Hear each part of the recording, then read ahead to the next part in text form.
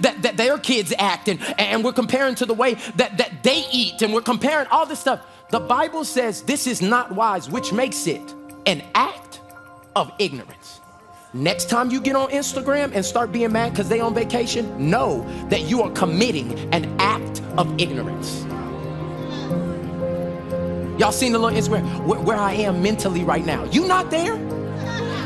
You at work. Where you need to be mentally is check into this job and do everything that you've been paid to do as unto the, let me stop. See, this is CEO talk right now. You making a TikTok, and what God is asking you to do is be fully committed. Now you posting a picture of you at the beach, you about to lose your job. You're not going to the beach.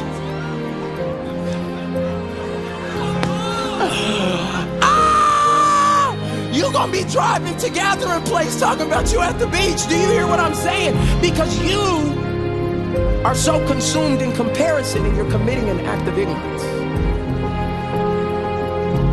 This is the Bible, y'all. And some of y'all have siblings you've been comparing yourself to your whole life.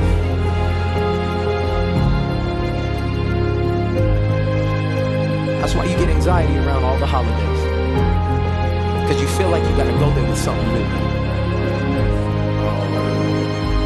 That you gotta prove, that you gotta... Some of us make markers and goals set around who we're gonna be around so that we can prove to them we're enough. Now by Christmas, I ain't messing with Thanksgiving this year, because by Christmas, I gotta go back home and I gotta have a man. My sister was married at 22. My brother was married at 26, and I'm 35.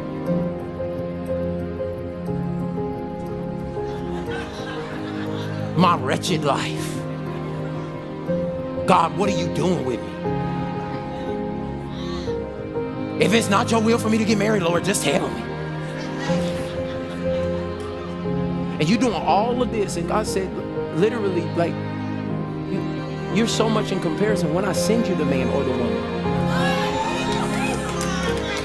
you wouldn't even recognize them because you have so many types that you're comparing the person I have for you for, that you will dismiss what is supposed to help you become and is a part of your destiny, because you're comparing to something you'll never have. I just want at least, I know I'm still working on my wife, but he gotta be, at least 6'4". And he ain't gotta be ripped, but he gotta be like toned. And you sitting over here looking like, never mind.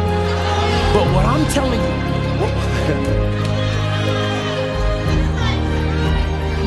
what if you measured you how you measure other people? No, for real. What if you measured you? They always late. You was on time for this. But anything that's outside of this job, you don't keep your commitments. The Bible doesn't say at your job, let your yes be yes and your no be no. It says everywhere you go, let your yes be yes and your no be no. So all I'm saying is there's some people that are listening to this and they're prideful right now and they're self-religious right now. Think, I don't compare myself to anybody, but you are silently judging. You have that Pharisee Sadducee swag. Yeah. You don't say nothing out loud, but it's all in your heart. You think you better than me. You think you better than them. You think somehow that your sin don't stink too. But what I came to tell you is that everything that's in you is in me, and we all on this journey trying to figure out how to get sanctified, pure. And to do that, I can't be looking at you. Don't let comparison kill your calling. Okay. Yeah, comparison is an act of ignorance. Let's just go to Hebrews 12. See, we always read this scripture, and I think we don't ever see it in light of us comparing ourselves to other people. We see it in light of like, oh, when we get to heaven, because there's going to be such a great cloud of witnesses. But watch this. Therefore, since we are surrounded, yadabaso, by such a huge crowd of witnesses to the faith, you need to do something. Let us strip off every weight. Oh, comparison. No, it's talking about sin. No, it's going to address sin in a minute. But every weight that you carrying is not a sin. So some of y'all, no, it's not a sin to actually have a relationship with that person. It's a weight. And God's saying strip off the weight, not just the sin. We're going to talk about the sin. But many times I can't even address the sin until I address the weight. Oh God. And God's literally saying to us, I need you to address comparison, convenience, comfort, not because they're sins yet, because they will turn into them. They're not sins, everybody say, yeah, but they are weights now. And some of you are so bogged down that God can't put any burdens on you. You're so weighed down with comparison that if God told you to do something nobody's done, you don't even have the faith to be able to step out because you have so much. You actually have the strength for it. You don't have the space for it. Somebody's gonna catch what I just said. God's literally saying you have so much weight on you right now.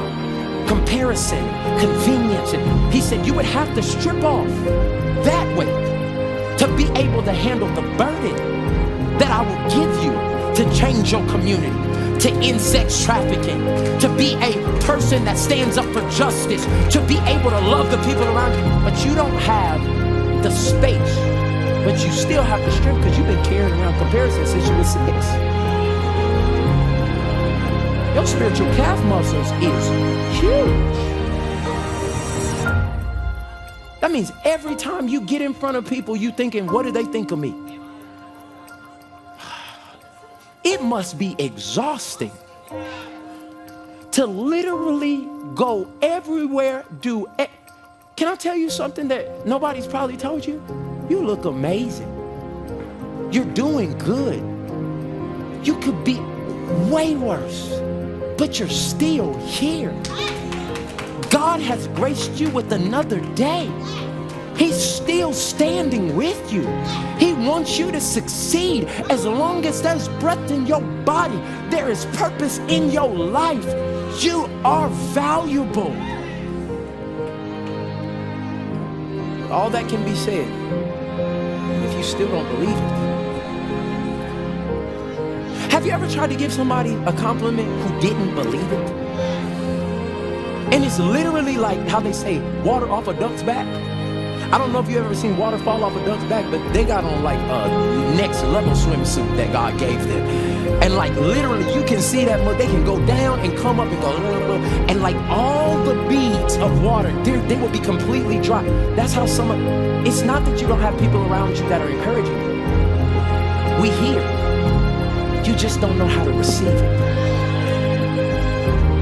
It's because you've been cut off to comparison. God, that's the whole reason you gotta hear me.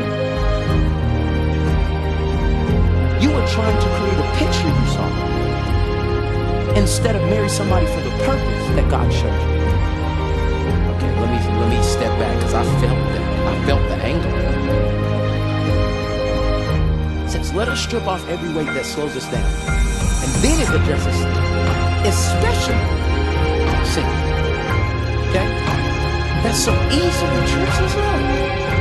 And this is the thing about running in your lane. And let all of us run with endurance the race God has set before us. Do not run somebody else's race. Do not run somebody else's race. Well, how do I do that? With all of the things that are going on, it worked for them. God, you're not speaking to me. I don't know how to do this. There's so many things to focus on. How? Did you keep reading in the Bible? We do this by keeping our eyes on who? Jesus, the champion. He already won every race you're going to be in.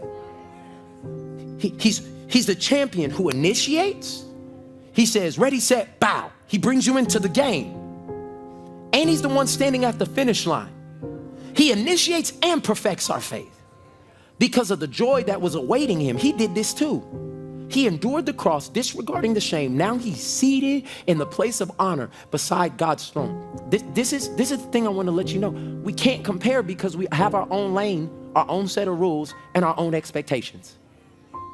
And God's sitting in the grandstands of heaven saying, just run your race. Why? Because I put it there. This lane was not put by your parents. This lane was not put by your professor. This lane was not put by somebody that's a celebrity or a life coach. The lane I've called you to run is the lane I put in front of you. Run that race. Your joy is in that race. Your blessing is in that race. Your peace is in that race. Your rest is in that race. Your efficiency is in that race. Your family being whole is in that race. When you step outside of that and run somebody else's race because it looks good, you stepped out of the grace for your race. Okay? And do you know the quickest way to devalue something is to compare it to something else? You loved your stuff until you saw their stuff. Wasn't nobody's shoes better than your shoes till they came out with a new pair of shoes. And Holy Spirit, help me communicate everything that's in my heart right now, because if I could just get you to do one thing, I would get you to uncover from comparison, because then it would allow you the space to uncover from comfort and convenience. But right now you worried if what they doing and what they doing. Is everybody watching this series? Okay, then I'll watch it. We might be in cuffing season. God tell you to go back and watch Expect the Fate. Well, that's not where everybody else is. I didn't ask you all that. I didn't ask you what everybody else did. I said, stop comparing yourself. Somebody say, I gotta stop comparing this masterpiece. Say it one more time. I gotta stop comparing this masterpiece. This is the most faith-filled thing you've said in a long time. Say it with faith. Say, I gotta stop comparing this masterpiece. Has anybody ever had a toothache before? Now, I don't know, for everybody who has not had a toothache, go to the dentist. Keep brushing your teeth. My mama said, that's right. There is no pain in this world. Oh my God, I got emotional. There is no pain in this world like a toothache. Especially a toothache when you don't have dental insurance. And a toothache when you're broke. Ain't nothing like that pain. Some of y'all get them toothaches like, oh, I'm gonna call Jim tomorrow and go get it. There was a season in my life where there was only two options. Stay with the pain, yank that hoe out. Those was my only two options. Oh, excuse me, I got too real for y'all. I remember, I told you we a real church here. Progression, not perfection, all right. I remember having a tooth pain that was so bad, it had me outside with my shirt off, towel over my head, screaming in my neighborhood like this. Oh! Oh! My neighbors came outside and said, are you okay? I said, I'm just doing an exercise, the yoga, just practice. Y'all, this hurt more than anything I've ever experienced. A toothache is the only thing that will really make a grown man cry. You can literally be sitting there, all the oral gel don't work no more. My father-in-law had me gargling whiskey. I was like, I'm about to just drink it because I need to be drunk right now. My whole mouth on fire. They couldn't see me for another week and a half. Oh. It messes with your attitude. Can't eat nothing. They ask you for things that your whole body still works except your tooth, but you think that nothing else works. Can you lift that? I'm using my tooth. When I finally went to the dentist, I realized what happened is that there was a cavity that ate away at the foundation of my tooth. So much so that it hit a nerve. Now, you ain't never ever experienced your body go into immediate paralyzation until something hits that. Okay. Now I wanna bring this back to comparison, because there's a progression of comparison. Comparison always starts with a cavity, something that's missing. It could have been words people spoke over you. It could have been things that you saw that you knew you weren't. And there was something that was a hole created by this world. And now you are at the place where it can hit a nerve. That's why when you're scrolling, you see certain stuff and you're like, what did that hit? A nerve. That's why you can go certain places and you see certain type of people and they remind you of other type of people. You don't even know them, but they just remind you of people who treated you, and it hits a nerve. And I need everybody to see this. Comparison always starts with the cavity, a hole, something that you feel like needs to be filled, but it's not filled. So you start looking at other things to fill this hole that only Christ was made to remake. And that's why when I say comparison comes after there's a cavity, is because if you like yourself, can't nobody mess with you about yourself. Like whatever area you're super confident in and you have God's grace in and you feel confident in that area, can't nobody mess with you in that. It's the places where there's a cavity. And that's why I'm asking you, where are the cavities? Where are the holes? Where are the spaces in your life that the enemy has been filling up with comparison? That it's only hitting more nerves and hurting you deeper. You were fine with your house till you saw their house. You was fine with your car. You prayed for that car. You anointed that car with 2 parts of oil every day. You prayed in the spirit. It helped your devotion life until you saw their car. You was good with your wife until it was that time of the month and they giving you compliments at the water cooler. You was fine with your kids until they became teenagers. Okay, let me just stop. You did. So the progression is, it starts with a cavity, but write this down. A cavity becomes comparison. So there's such a place you can get with a cavity. Do you have a picture of a cavity? I don't know if some of these people have ever seen a cavity before. Somebody said, no. I could just open some of y'all mouths and we can see it. But okay. So I gave them the PG rated version of a cavity. Right there is a cavity. And going down into that black part is where it can hit a nerve, okay? The reason the cavity is even there is because they were tasting or eating something that was not good for their teeth. Nobody gets cavities eating lettuce.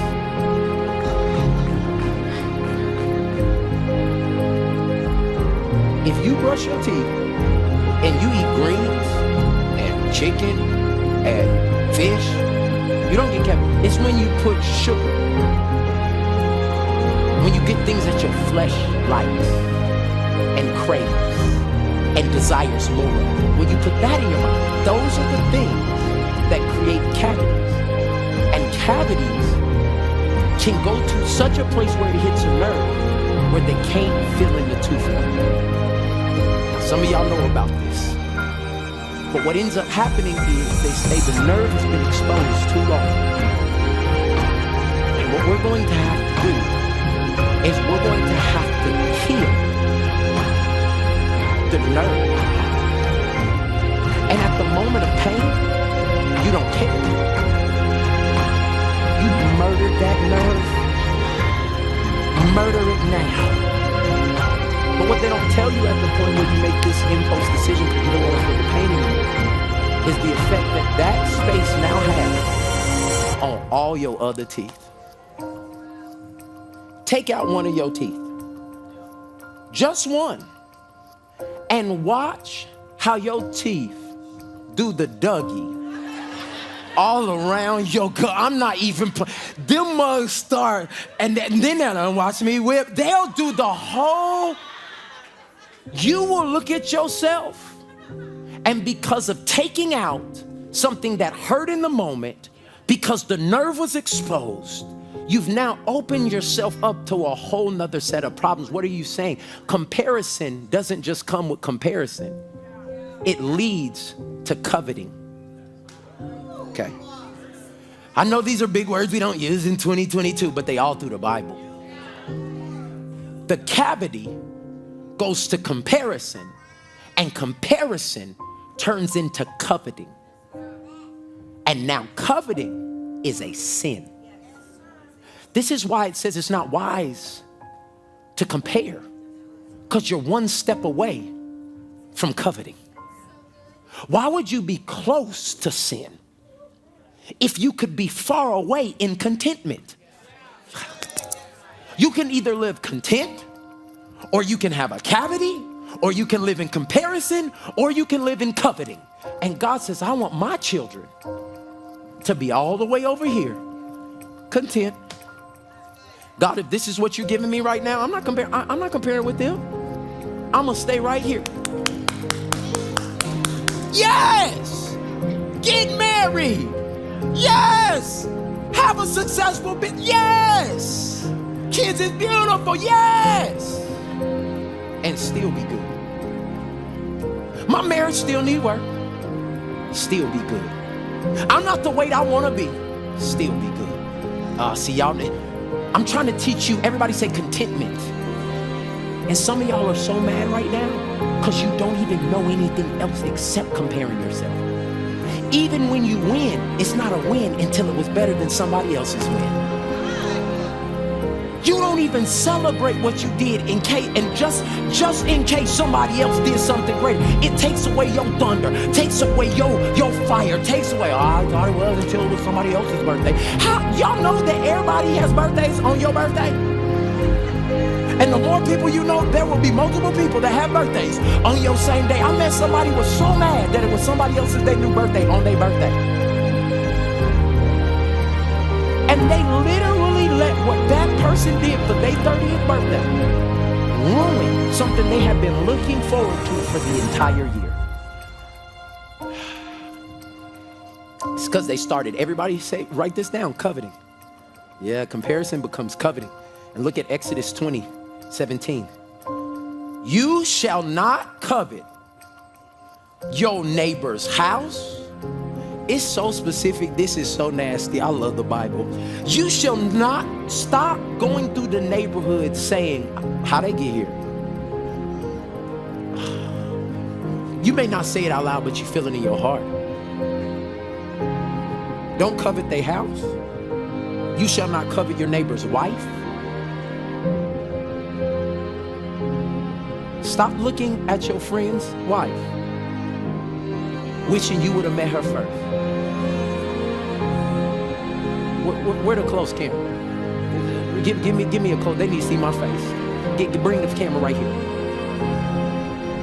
Stop looking at your friend's husband, wishing you would have had a night to show him how a real woman treats a man. Oh, I know what's in your heart. You watching all these shows that are reinforcing this idea, this Sex in the City idea that, and I ain't gonna call too many shows because I know y'all watching, but I'm just gonna tell you that idea has you in sin. You are coveting that God did not give you, and you're neglecting the thing that would be your good thing if you actually put effort into it. The grass is not greener on the other side, it's greener where you water it. And I'm telling y'all, husbands and wives, you need to stop. Well, I wish you would do something like that for me. And I wish you would. You need to stop doing that, and you will reap what you sow. Some of y'all are waiting for somebody to go first, and faith goes first. Faith says, I'm I'ma be the one to do it. I'ma say sorry. I'ma plan date night. I'ma go. Well, I'm just sick of giving. Jesus wasn't sick of giving to you. He gave everything to you. And it is the season and the time for us to stop comparing. Let me stop. Okay. You shall not covet your neighbor's house. You shall not covet your neighbor's wife, his male servants, or his female servants, or his whip, that's the ox, or his donkey, or their business, that was how they got around, or how they did their business, or anything, everybody say anything, that is your neighbor's. Coveting is a sin. This is one of the 10 commandments. Like, it's up there with thou shalt not murder, thou shalt not compare yourself to the place where you want what they want.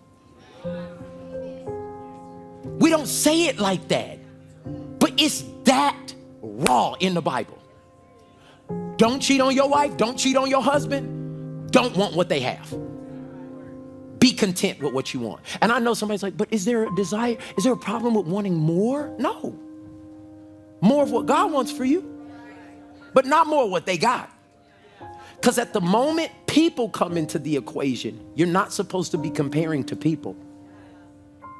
God's saying, would you let me give you your lane so you can run your race and get your life back? You're not living when you're comparing.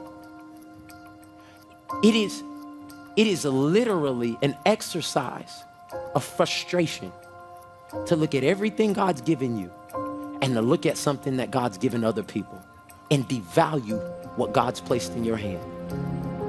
What I'm just trying to tell you right now is it's time to get uncuffed from comparison so you can actually live and have a happy, joyful, full of faith life that is content with what God has placed in your hands. Because all you have is all you need.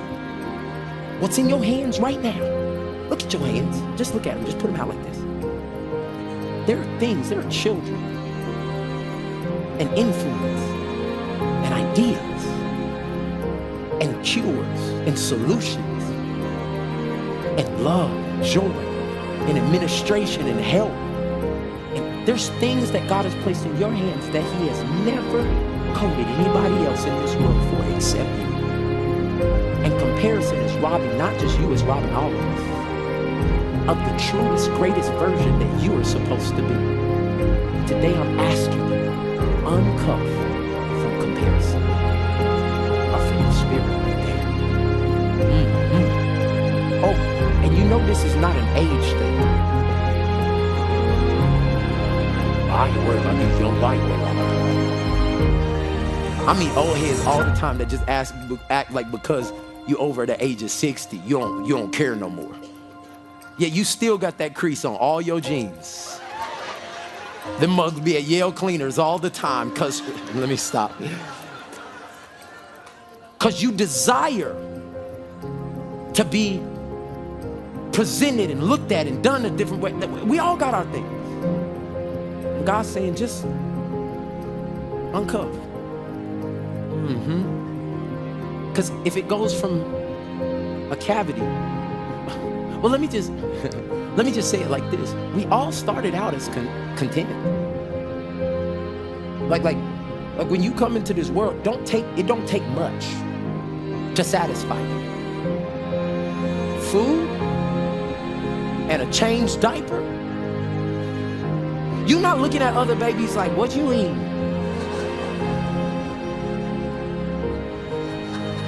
DeMarcus, what kind of milk you got over there? Trevor, what does white milk taste like? What does black milk taste like? What does Hispanic milk taste like? No, nobody's like.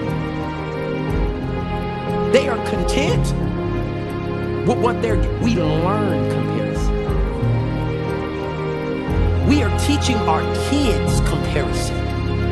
How, y'all, I'm just trying to tell you something that's killing we literally talk about, we ain't going to that church this Sunday because they worship don't be right. You literally just put into the next generation, choose a church by the worship being the style you like. Not if you're called there to help and serve, and become who God's called you to be. If the worship, they may need you for the worship to be right. They may need you. I ain't going there because, and that's the problem. You don't want to be a solution when that's who God created you to be. I'm compared. What do y'all do? What do y'all do? And this is why we can't stay in content if we got taught. We got a cavity, and now we have comparison, and then we end up in covetousness. And I want to say this: sin, that coveting, and any sin that we have over here is a illegitimate response to a legitimate need. I'm gonna say it again. Sin is not this crazy thing. You actually need to be whole. So anytime you sin, it is an illegitimate response to a legitimate need. You need peace. So what you start doing is going to placebos and things that cannot fill you up, and you do things that cause you to sin, but it's because you actually need peace. You want love. That is a legitimate need. But laying down with everybody is not going to give you that. It's an illegitimate response to a legitimate need. I just want to let everybody know that's like, man, I keep messing up. What you need is real. Where you get it from is wrong. You're not a bad person, you're human.